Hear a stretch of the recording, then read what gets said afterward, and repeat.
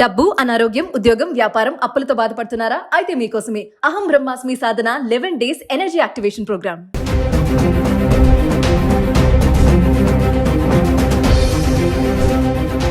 నమస్తే, welcome back to Suman TV. ప్రస్తుతం మనతో పాటు ఉన్నారు consumers affairs committee chairman Mandari Krishna Reddy గారు. నమస్తే సార్. నమస్తే అమ్మా. సార్, మన అమెరికా వదిలి మన ఇండియన్స్ చాలా మంది బ్యాక్ వచ్చేస్తున్నారు. మామూలుగా అమెరికా అంటే మనం ఒక వీడియోలో మాట్లాడుకున్నాం, చాలా మంది అక్కడ ఏదో ఒక పని చేసి బతికేద్దామని వెళ్ళిన వాళ్ళు చాలా మంది ఉంటారు. కానీ ఇప్పుడు ఏంటంటే అక్కడ ఉండలేక వచ్చేస్తున్నారు మన వాళ్ళందరూ కూడా. ఇదంతా కూడా ట్రంప్ ఎఫెక్టే అనుకోవచ్చా, ఇంకేమైనా కారణాలు ఉంటాయంటారా? 100% ముందు ట్రంప్ ఎఫెక్ట్ ఎక్కువ భాగం, కొంత భాగం ఏంటంటే ఏ ఎఫెక్ట్ కూడా కొంత ఉందని చెప్పుకోవచ్చు. కానీ ఇప్పుడు మాత్రం ఎక్కువగా ట్రంప్ ఎఫెక్ట్ ఎక్కువ కనపడుతుంది.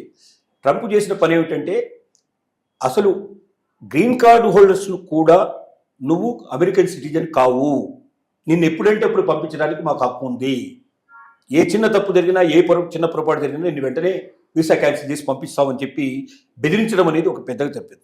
రెండవది, ఎక్కడైతే ఉద్యోగస్తులు ఇంతకుముందు మనకు అక్కడ మన వాళ్ళు జాబ్స్ చేస్తున్నారు, ఈ జాబ్స్ చేసేటువంటి వాళ్ళలో ఎక్కువ మంది ఏంటంటే ఏ పెట్రోల్ బంకులలో లేకపోయినట్టు వాళ్ళు హోటల్స్లోనో లేకపోతే డెలివరీ బాయ్స్ లాగానో ఇట్లా పనిచేసే వాళ్ళు ఎక్కువ ఉన్నారు. వ్యవసాయ కేంద్రాల్లో పనిచేసే వాళ్ళు చాలా ఎక్కువ మంది ఉన్నారు. వీళ్ళు గతంలో ఏం చేసేవాళ్ళు అంటే ఎక్కువ గంటలు పనిచేసేవాళ్ళు. వీళ్ళకి అన్ని గంటలు పనిచేయడానికి రైట్ లేదు. అక్కడ అమెరికన్ చట్టాల ప్రకారంగా లిమిటెడ్ అవర్స్ మాత్రమే పనిచేయాలి అనేది ఉంది. వాళ్ళకి జీతం కూడా ఎక్కువ ఇస్తున్నట్టుగా చూపించాల్సిన అవసరం ఉంది. మరి అమెరికన్స్ని పెట్టుకుంటే చాలా ఎక్కువ జీతం ఇవ్వాల్సిన పరిస్థితి ఏర్పడుతుంది. కాబట్టి ఇండియన్ ఆపరేషన్లు పెట్టి వాళ్ళు ఒక రకంగా తక్కువ ఖర్చుతో నడిపించేందుకు ప్రయత్నం చేస్తూ ఉన్నారు వాళ్ళ వ్యాపారాలు. ఇప్పుడు ట్రంప్ తీసుకొచ్చిన చట్టాలన్నీ కూడా చాలా స్ట్రిక్ట్గా ఉండడం వల్ల అలాంటి వాళ్ళని అకామిడేట్ కష్టంగా ఉంది. కాబట్టి అలాంటి వాళ్ళని వెళ్ళిపోవాలని చెప్పి పంపించాల్సిన పరిస్థితి ఏర్పడుతుంది. చాలామందిని వీసాలు ఎక్స్టెండ్ చేసుకుంటూ అక్కడ ఉన్న వాళ్ళు చాలామంది ఉన్నారు. అంటే వీసా లేదు వాళ్ళకి, వాస్తవంగా 6 నెలలకు గడువుకి వెళ్ళారు, కానీ అక్కడ స్థిరపడిపోయారు. అంటే వాళ్ళందరూ కూడా ఒక రకంగా ఇల్లీగల్ ఇమిగ్రేట్స్ కింద లెక్క వాళ్ళు. ఇప్పుడు ఇంతకుముందు పెద్దగా ఎవరు పట్టించుకోలేదు. ట్రంప్ కన్నా ముందు ఉన్నవాళ్ళు, బైడెన్ కానీ వాళ్ళు కానీ ఎవరు కానీ పట్టించుకున్న పరిస్థితిలో ఉంది. ఏదో వచ్చారు, ఒకసారి అమెరికా వచ్చారు, ఇక్కడ సెటిల్ అయ్యారు, ఏదో ఒక పని చేసుకొని బతుకుతున్నారు. ఇక్కడి వాళ్ళు కూడా చాలా అవసరం కదా అనే ఉద్దేశంతో దృక్పథంతో నడిచిపోయింది. కానీ ఇప్పుడు ట్రంప్ వచ్చిన తర్వాత అలాంటి వాళ్ళందరినీ ఏరి బయటకు పంపించేస్తున్నాడు. ఆయన పట్టుకొని బలవంతంగా సంకెళ్ళు వేసి పంపించేదానికన్నా మనంతరం మనం వెళితే చాలా బెటరు. అనవసరంగా ఇక్కడ ఉండి ఆ రకమైన అవమానంతో మనం వెళ్ళేదానికన్నా పోవడం చాలా మంచిది. ఎలాగో ట్రంప్ మనం బతకనీయడు, 3 ఏళ్ల పాటు వెతికి మనల్ని పట్టుకుంటాడు. తర్వాత కూడా ట్రంప్ మీద విపరీతంగా ఒక రకంగా అంటే 2 రకాలు ఉన్నాయి. వ్యాపారాలు నష్టపోవడం వల్ల కొంతమంది వ్యాపారస్తులు వ్యతిరేకమైనారు. తర్వాత విపరీతంగా ట్యాక్సెస్ వేయడం వల్ల కొంతమంది కస్టమర్స్ అంతా కూడా వ్యతిరేకమైనారు. కానీ మళ్ళీ ఇప్పుడు ఏమైందంటే ట్రంప్ రాజీపడి ఈ ట్యాక్సెస్ అనేటువంటి బాగా తగ్గించేసేసి అందరితో రాజీపడి వాళ్ళు మన దేశం మీద వాళ్ళు మన దిగుమతుల మీద కూడా వాళ్ళు అమెరికా నుంచి పంపించే వాటి మీద కూడా మనం ట్యాక్స్ తగ్గించేటట్టు చేసుకొని ఆ రకంగా బెనిఫిట్ ఉభయత్ర వచ్చేట్టుగా చేశాడు. మొదట బాగా ఇబ్బంది పడ్డటువంటి అమెరికన్స్ కూడా ఇప్పుడు ఏం గ్రహించారంటే మన అమెరికాకు చాలా మేలు జరిగింది, మన ట్యాక్సెస్ కూడా ఇతర దేశాల్లో మన వస్తువులు ఎక్కువ అమ్ముకునే పాసిబిలిటీ ఏర్పడుతుంది, కాబట్టి మనం ఇండస్ట్రీస్ బాగా డెవలప్ చేసుకోవచ్చు, ఎంటర్ప్రెన్యూర్షిప్ డెవలప్ చేసుకోవచ్చు అనే ఉద్దేశం కూడా ఉన్నారు. కాబట్టి రోజు రోజుకి మళ్ళీ కొంచెం ట్రంప్కు సపోర్ట్ పెరిగే పరిస్థితి ఏర్పడింది. ఈ పరిస్థితుల్లో, ఈ సిచ్యువేషన్స్లో ఇక ట్రంప్ మనల్ని ఎలాగూ ఇక్కడ ఉండనివ్వడు, కాబట్టి మనం జాగ్రత్త పడి ముందే వెళ్ళడం మంచిది. ఎలాగో ఉద్యోగం చేసుకోలేకపోతున్నాం, ఉపాధి చేసుకోకపోతున్నాం, కోల్పోతున్నాం మనం అనేటువంటి ఉద్దేశంతో ఎవరైతే ఇల్లీగల్ ఇమిగ్రేట్స్ ఉన్నారో వాళ్ళందరూ వెంటనే వెనక్కి వచ్చే ప్రయత్నాలు చేస్తున్నారు. ఈవెన్ ఏ ఎఫెక్ట్ కూడా ఉండడం వల్ల ట్రంప్ కాకుండా ఆర్టిఫిషియల్ ఇంటెలిజెన్స్ కూడా కొంత పని చేస్తుంది.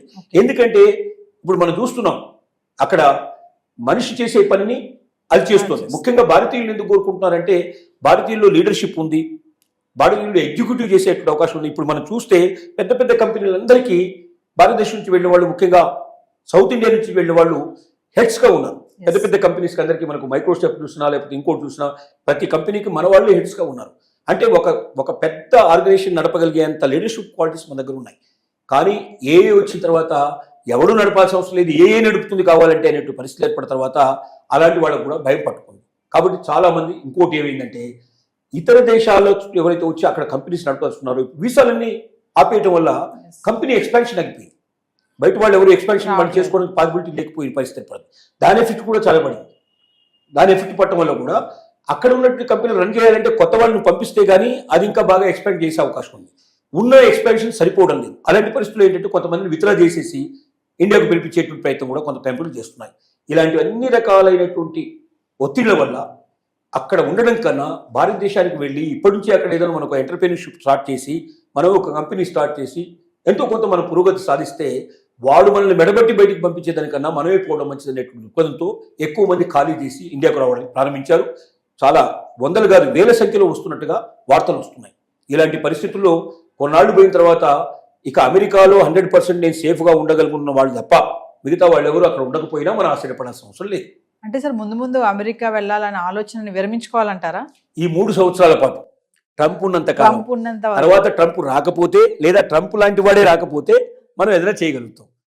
అంటే మళ్ళీ బైడెన్ లాంటి వాడు ఇంకొకరు గతంలో ఉండే ప్రెసిడెంట్ల వాళ్ళు ఎవరైనా వచ్చి కాస్త లిబరల్గా ఉండే పరిస్థితి ఏర్పడితే అప్పుడు ఉండొచ్చు. కానీ ట్రంప్ ఉన్నంత కాలం అది సాధ్యం కాకపోవచ్చు అనేది ఇప్పుడు ఉన్నటువంటి పరిస్థితి. అంటే స్టూడెంట్స్ కూడా అంతేనా సార్? అబ్రాడ్ వెళ్ళి చదువుకోవాలనుకుంటారు కదా, అమెరికా వెళ్ళి చదువుకోవాలి, పై చదువులు అనుకున్న వాళ్ళు కూడా ఈ టైంలో వెళ్ళకపోవడం మంచిదంటారా? స్టూడెంట్స్కి పరిస్థితి మరీ ఘోరంగా ఉంది. ఎందుకంటే ఒకటి ఇప్పుడు కొన్ని యూనివర్సిటీస్ని మూసేసే పరిస్థితి తీసుకొచ్చాడు. యూనివర్సిటీ గవర్నమెంట్ డబ్బంతా కూడా పూర్తిగా ఆపేశారు. తర్వాత ఇక్కడి వాళ్ళు ఎవరైనా పార్ట్నర్షిప్లో అక్కడ యూనివర్సిటీలు ఉంటే అలాంటి వాటిని బలవంతంగా వాళ్ళని పార్ట్నర్షిప్ విత్డ్రా చేయించి వాళ్ళని బయటికి పంపించే ప్రయత్నం చేస్తున్నాడు. తర్వాత స్టూడెంట్స్కి వాళ్ళు అక్కడ కొంతకాలం అంటే అయిపోయిన తర్వాత కూడా వాళ్ళు ఉండడానికి ఒక 2-3 ఏళ్ళు ఉండడానికి ఇంతకుముందు అవకాశం ఉండేది. అలా ఉండి వాళ్ళు జాబ్ సెర్చ్ చేసుకోవడానికో లేకపోతే ఇంకా పై చదువులు చదువుకోవడానికో అవకాశం ఉండేది. ఇప్పుడు అది లేదు. నీది అయిపోగానే నీ చదువు అయిపోయిన మరుక్షణం నువ్వు వెంటనే టప్పా కట్టేసుకుని నువ్వు ఇంటికి వెళ్ళిపోమని చెప్పేస్తున్నారు. ఇలాంటి పరిస్థితుల్లో బయట పనిచేయడానికి కూడా స్టూడెంట్ బయటకు వెళ్ళి పనిచేయడానికి వీల్లేదు. ఓన్లీ యూనివర్సిటీ ఆవరణలోనే పనిచేయాలి, బయటకు వెళ్ళి పనిచేయడానికి వీల్లేదు. ఇప్పుడు వాళ్ళు ఇంతకుముందు బయటకు వెళ్ళి పనిచేస్తున్నారు, డెలివరీ బాయ్స్గానో ఏదో పెట్రోల్ బంకులోనో లేకపోతే హోటల్స్లోనో అక్కడ పనిచేస్తున్నారు. ఇప్పుడు ఆ పని చేసే అవకాశం కూడా వాళ్ళకి కోల్పోయారు. అంటే ఇంటి దగ్గర నుంచి తెచ్చుకొని ఇక్కడ తింటే తప్ప బతకలేని పరిస్థితి. చాలామంది ఏంటంటే మనకు ఎంత ఖర్చు కావాలో ఎంత అక్కడికి రావడానికి కావాల్సినటువంటి దాంతో వరకు మనం ఏదో దీంట్లో తీసుకొని బ్యాంకులోనో అదో తీసుకొని మిడిల్ క్లాస్ వాళ్ళంతా అక్కడికి చేరారు. అంటే అక్కడే సంపాదించుకొని మేము బతుకుతాం, అక్కడే చదువుకుంటాం, గొప్పవాళ్ళు అవుతామని ఆశపడ్డారు. ఇప్పుడు ఇండియా నుంచి డబ్బు వస్తే తప్ప బతకలేని పరిస్థితి ఏర్పడేసరికల్లా ఇండియా నుంచి పంపించగలిగే ఫ్యామిలీస్ కూడా చాలా తక్కువ ఉన్నాయి. అంటే ఇండియా నుంచి ఎప్పుడైతే పంపించలేకపోతున్నారో అక్కడ ఉండడానికి అవకాశం లేక కొంతమంది వెనక్కి వస్తున్నారు. స్టూడెంట్స్ అలాగే వస్తున్నారు.